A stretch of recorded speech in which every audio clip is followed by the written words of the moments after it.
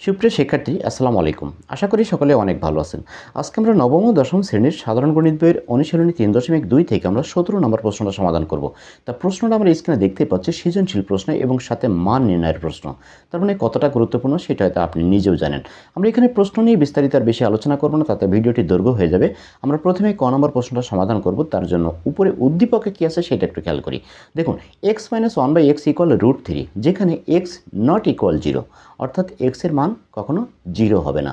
আমাদেরকে প্রমাণ করতে হবে, প্রমাণ করো যে x² - √3x = 1। আমরা কিন্তু এই প্রশ্নটা দুইটা পদ্ধতিতে সমাধান করতে পারি, তবে আমরা সবসময় সেই পদ্ধতিটাই নেই যেটা নিলে আমাদেরকে একটু বুঝতে সহায়ক হয়। এজন্য আমরা ভিডিওটি শুরু করে দিচ্ছি। দেখুন, প্রথমে সমাধানটার জন্য আমরা ডান পাশের কর্নারে ওই প্রশ্নটা একটু ছোট করে রাখলাম, যাতে আমাদেরকে দেখে বুঝতে সহায়ক হয়। আমরা প্রথমে লিখব কি, দেওয়া আছে।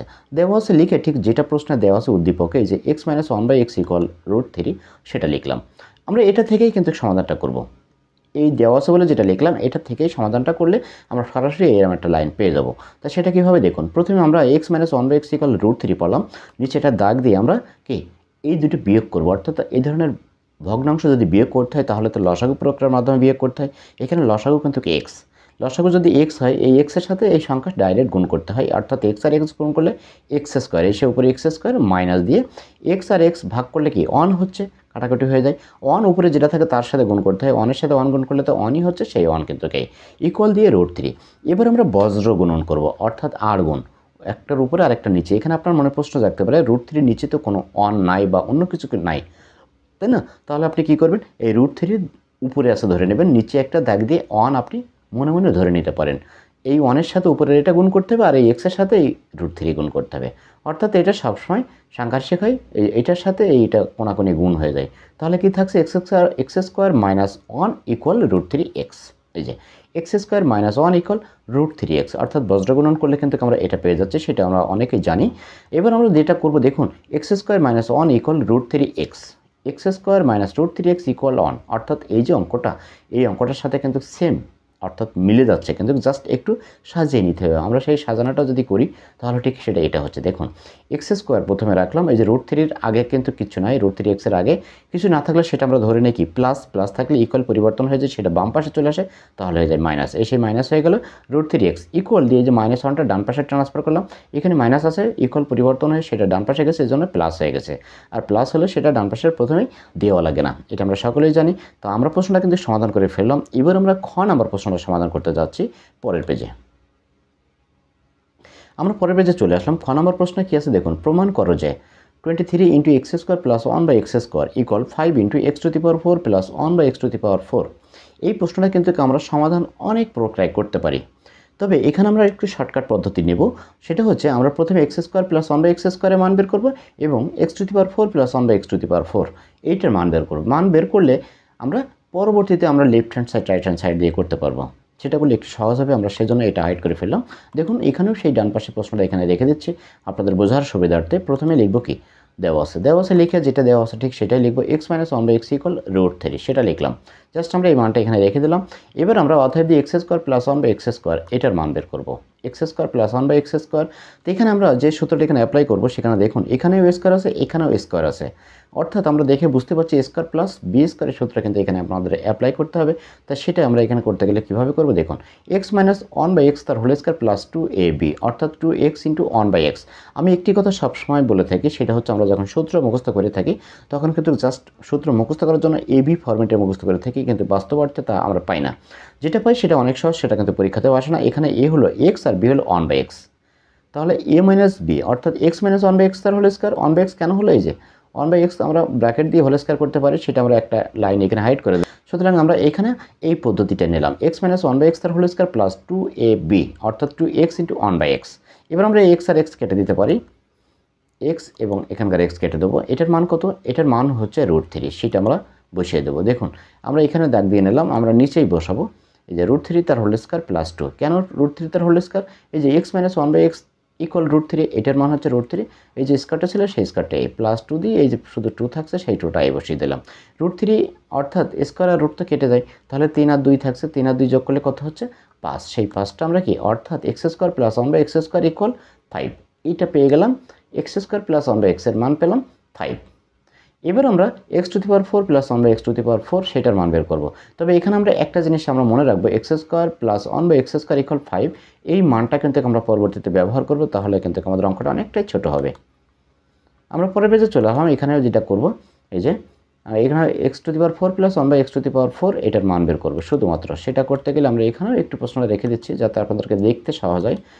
এখানে x to the power 4 plus 1 by x to the power 4 এটা কিন্তু কনভার্ট করে নেব আমরা জাস্ট এইভাবে। দেখুন এক্স স্কোয়ার তার whole square plus 1 by x square তার হোল স্কোয়ার, এটা হলো এ, এটা হলো বি। তাহলে a square plus b square সূত্র কী নেব, a plus b whole square minus 2ab। A plus b whole square অর্থাৎ x square plus 1 by x square তার হোল স্কোয়ার মাইনাস 2ab, অর্থাৎ 2 into x square plus 1 by x square. এখানেও x square কাটাকাটি হয়ে যাবে, এটা কাটলাম, এটাও কাটবো। এবার এটার মান তো আমরা আপার পেজে আমরা করে আসলাম, এটার মান বেরোয়েছে কত, 5। আমরা সেই 5টা এখানে বসিয়ে দেবো। 5 উপরে যে স্কোয়ারটা ছিল সেই স্কোয়ারটা বের করে নিলাম, মাইনাস 2। এবার 5 স্কোয়ার অর্থাৎ 5 5 25 মাইনাস 2 অর্থাৎ 23, 25 মাইনাস 2 সেটার মান পেয়ে যাচ্ছে আমরা 23। তো আমরা এখানে পেয়ে গেলাম x to the power 4 plus 1 by x to the power 4 এর মান হচ্ছে 23। এবার আমরা পরের পেজে জাস্ট এখানে যে লেফট হ্যান্ড সাইড আছে আর রাইট হ্যান্ড সাইড আছে সেটা আমরা রাইট হ্যান্ড সাইড এভাবে লিখে করব। সেটা আমরা এখানেও দেখুন এটা হাইড করে ফেললাম, এখানে প্রশ্নটা রেখে দিলাম। লেফট হ্যান্ড সাইড কী ছিল, এখানে আছে এই যে 23 into x square plus 1 by x square. এখানে সুবিধা হচ্ছে কি দেখুন, 23 into x square plus 1 by x square একটা মান পেয়ে গেলাম, সেটা কত, 5। এই যে ইন্টু দিয়ে আমরা 5 বসিয়ে দিলাম। এবার 23 আর 5 যদি আমরা গুণ করি তাহলে কত পাচ্ছি, 115। খুব সহজভাবেই কিন্তু আমরা এটা করে ফেললাম। রাইট হ্যান্ড সাইড লিখবো ঠিক একই পদ্ধতিতে। রাইট হ্যান্ড সাইডটা লিখলাম, লেখার পরে দেখুন 5 into x to the power 4 plus 1 by x to the power 4, অর্থাৎ এটার মান আমরা বের করে নিয়ে আসছি, সেটা ছিল 23। এই যে 5 ইন্টু 23, এই যে 5 ইন্টু 23, এবার দুটো যদি এখন গুণ করি তাহলে কত পাচ্ছে, 115। অর্থাৎ রাইট হ্যান্ড সাইড এবং লেফট হ্যান্ড সাইড দুটাই কিন্তু প্রমাণ হয়ে গেল, একই উত্তর পেয়ে গেলাম।